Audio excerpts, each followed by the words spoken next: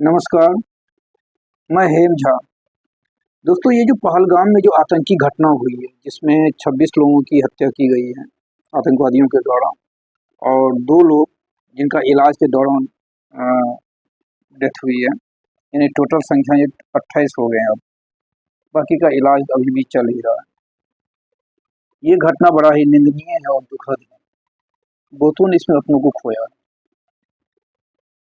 लेकिन इस घटना के पीछे हम सिक्योरिटी कहाँ पे लैप्स हुई या जो हुई वो तो हम बाद में आएंगे। इस घटना पे जो अगर आप ध्यान देंगे तो इसमें कुछ चीजें जो हैं, एक दो चीजें ऐसी हैं जिस पे आपको लगेगा कि ये कैसे हुआ और ऐसा क्यों हुआ।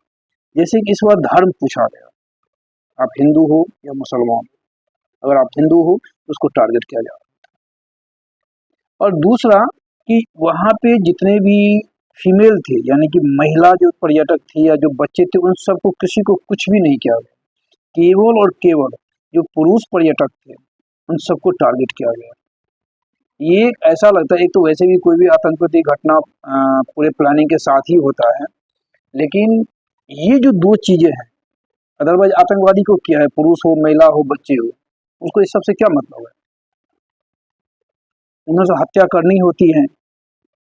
बट इसमें ऐसा लगता है कुछ और ही एक मतलब एक नया डिजाइन दिया गया है इस आतंकवादी घटना को, जिसमें कि धर्म पूछा गया।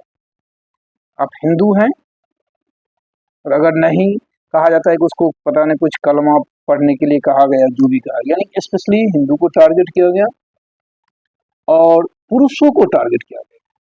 फिर उनके महिलाओं को कुछ नहीं किया, सबको छोड़ दिया। तो ये जो एक नया शेप दिया गया, एक नया डिजाइन दिया गया, ये बड़ा ही सोचनीय है और इसके पीछे क्या मंशा हो सकती है। और जाहिर सी बात है, जो एक आम एक धारणा बन रही है कि चूंकि यहाँ ये धर्म पूछने का मकसद ये हो सकता है कि कम्युनल राइट्स को बढ़ावा दे, ताकि इनके देश के अंदर में कम्युनल राइट्स हो, आप दंगे हों और ये इसमें उलझे और इसका फायदा हम उठा ले। बट ऐसा हुआ नहीं। इस देश की जो एक समझिए कि डीएनए में ही सहिष्णुता है, आपस में भाईचारे, भले ही आपस में इंटरनली वो कुछ भी करे, लेकिन जब बाहर से कुछ ऐसा कोई सोच के ये सोच के करता है कि हम इस देश के आपस में ही हम हिंसा भड़का दें या कम्युनल रेस्ट करवा दें, तो ये इतना आसान है। इस देश में हर कोई एक प्लेटफॉर्म पे खड़ा होता है। और हिंदुओं की तो बात छोड़ दें, जितने भी मुस्लिम कम्युनिटी है, चाहे वो किसी भी शिया हो, सुन्नी हो, कोई भी हो, किसी संगठन से जुड़ा हो, एक आम मुस्लिम हो, कोई भी हो, एक सुर में सब ने इस घटना की निंदा की है और इस घटना के विरोध में अपनी आवाज बुलंद किया है।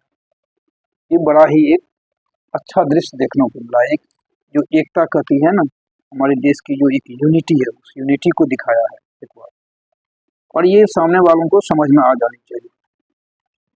और जाहिर सी बात है, आतंकवादी कहाँ से आता है। अपनी जमीन आतंकवादी के लिए उपलब्ध कराने वाला एक ही देश है, वो है पाकिस्तान। तो उन्होंने जिस मंशा से ये कांड किया, एक तो आतंकवादी घटना को अंजाम दिया और उसके साथ जो ये धर्म का पूछना और केवल पुरुषों को ही टारगेट करना, ये एक बड़ा ही चर्चा का विषय हुआ, जिसमें वो कामयाब नहीं हुआ। उसका प्लानिंग तो जरूर ये था कि वो कामयाब हो जाए, लेकिन ऐसा हुआ नहीं। इस देश ने उसको दिखा दिया, यानी एक तरह से वो फेल कर गया। अब हम आते हैं कि सिक्योरिटी की बात जहाँ तक हो रही कि सुरक्षा का वहाँ पे कोई पुख्ता इंतजाम नहीं था, वाकई में नहीं था। वहाँ बहुत सारे पर्यटक, खासकर पिछले 4-5 सालों में पर्यटकों की संख्या डे बाय डे या एवरी ईयर वहाँ पे पर्यटकों की संख्या में काफ़ी बढ़ोतरी हुई है। तो और ये जो जगह है, ये जगह शायद बहुत ही अच्छा अट्रैक्टिव प्लेस है। यहाँ पे लोग ज़्यादा अट्रैक्ट होते हैं क्योंकि यहाँ पर नेचुरली कुछ ऐसा है जो अच्छा लगता है। पहाड़ भी हैं, पेड़ हैं, अच्छा मौसम रहता है सब कुछ। तो वहाँ पे कोई भी सिक्योरिटी नहीं था, तो कहीं ना कहीं सिक्योरिटी लैप्स तो था ही। और कहा जाता है, जो यहाँ प्रत्यक्षदर्शी है, उन्होंने कहा है कि घटना को बड़े आराम से उन्होंने अंजाम दिया और उस घटना के 1 से 1.5 घंटे के बाद सिक्योरिटी वहाँ पे पहुंची। कहने का मतलब वहाँ तो क्या, उसके आसपास में इसका मतलब सिक्योरिटी का कोई इंतजाम नहीं था। तो जम्मू कश्मीर जैसी जगह पे अगर सिक्योरिटी की इस तरह की अगर खामियां हैं, तो ये बड़ा ही चिंता का विषय है। तो जिस वजह से शायद उस आतंकवादी को पूरा समय मिला और उसने जैसा चाहा, जिस हिसाब से चाहा वो किया। अब काफ़ी इसका प्रतिकार हो रहे हैं, काफ़ी विरोध हो रहे हैं, पाकिस्तान पे कार्रवाई करने की बात हो रही है। प्रधानमंत्री जी ने चुनावी रैली में, वैसे तो प्रेस कॉन्फ्रेंस वो करते नहीं हैं क्योंकि उसमें तो सवाल जवाब लेना होता है, लेकिन हाँ, एक तरफा जहाँ बोलने की बात होती है वहाँ खूब बोलते हैं। जैसे चुनावी रैली हो, मन की बात हो, संसद हो, लाल किले हो, इन सब में वो खूब बोलते हैं क्योंकि वहाँ एक तरफा बोलना होता है, वहाँ कोई काउंटर सवाल होता नहीं है, वहाँ पे ठोकने वाले नहीं होते, बस बोले जाना है। तो वहाँ से ही कहें कि हम कार्रवाई करेंगे, ये करेंगे, मिट्टी में मिलाएंगे, पता नहीं क्या करेंगे। एक कुछ साइड से कुछ एक्शन लिया गया है, जैसे कि जितने भी पाकिस्तानी यहाँ पे उनको खाली करने का अल्टीमेटम दिया गया है और हो भी रहे हैं। 48 आवर्स का अल्टीमेटम था।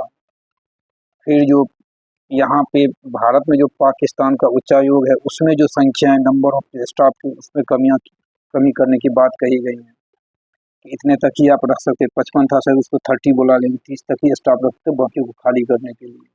फिर सिंधु जल समझौता जो था उसको रद्द करने की बात कही है, सिंधु जल का पानी रोक देंगे। हालांकि ये इतना आसान नहीं। सिंधु जल वाला जल का जो एक समझौता है ना, वो बड़ा ही टेक्निकल है। वो ऐसा नहीं कि आपने मुंह से बोल दिया और पानी रुक गया, ऐसा नहीं होगा। उसको धरातल पर लाने के लिए ना बहुत मशक्कत करने पड़ेंगे, और आज से अगर वो काम शुरू किया जाए तो भी 10-20 साल लग जाएंगे। वैसे भी सिंधु जल का जो उद्गम है वो कैलाश मानसरोवर से है, यानी तिब्बत से है, चाइना के अंडर में आता है। तो आप यहाँ रोकेंगे क्योंकि इसका 20 हिस्सा पानी इनके पास आता है और 80% पानी पाकिस्तान के पास आता है। तो ये रोक देना, ये सब क्यों हेडलाइन बनाने के लिए है, इससे कुछ होने वाला नहीं। ये सब ठीक है अपना पब्लिक को खुश करने के लिए। हाँ, कुछ कठोर एक्शन जो कहते हैं ना कि उसको लगे कि तुमने हमारे 26 निर्दोष लोगों की हत्या की है तो उसके बदले में हमने तुम्हारे इतने डैमेज किए, ये एक होना चाहिए और दिखना चाहिए। जिस पे पता नहीं अंदर ही अंदर जो विपक्ष की पार्टियां सारी के सारे विपक्ष पर पूरा देश एक हो चुका है। इसमें कहीं से कोई कोई इस बात का आलोचना नहीं कर रहा है।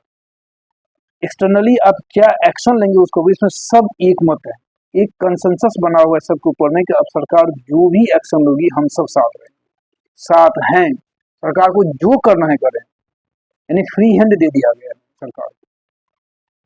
हाँ, इंटरनल जो एक सवाल है और सवाल जायज भी है और ये सवाल उठना भी चाहिए। दिक्कत यही है कि आज के समय में जो गोदी मीडिया है ये सरकार से सवाल पूछते नहीं है, बस सवाल ना पूछें इसलिए कुछ और ही टॉपिक लेके आ जाते हैं और कुछ और ही चीज़ों पे लेके चले जाते हैं, डिबेट को मोड़ देते हैं। अगर सिक्योरिटी लैप्स हुए हैं तो जो जिनकी इनकी जिम्मेदारी है, जो रिस्पॉन्सिबल है, उनसे तो सवाल पूछा जाना चाहिए। जो गृह मंत्री वहाँ चूंकि राष्ट्रपति शासन है, एलजी के अंडर में आते हैं, एलजी होम मिनिस्टर को रिपोर्टिंग करता है, तो वहाँ का एलजी हुआ, एनएससी अजीत डोभाल हुआ, अमित शाह हुए गृह मंत्री, ये सबसे सवाल क्यों नहीं पूछना चाहिए? बिल्कुल पूछना बनता है, सवाल तो बनता है, जवाब देना भी चाहिए, लेकिन नहीं, अभी भी गोदी मीडिया सवाल नहीं पूछ रहे। इतनी बड़ी कांड हो जाने, इतनी बड़ी घटना हो जाने के बाद भी इससे बचते हुए दिख रहे हैं। और अगर कोई सवाल कर दे तो बस हो गया, वो डिबेट को कहीं और डिविएट कर देते हैं कि मतलब कि सवाल कैसे पूछ दिया। अभी देश में ये विपदा आया हुआ है, देश सब एक हो रखे हैं, तो फिर ये सवाल करके आप इसको डाइवर्ट कर रहे हैं।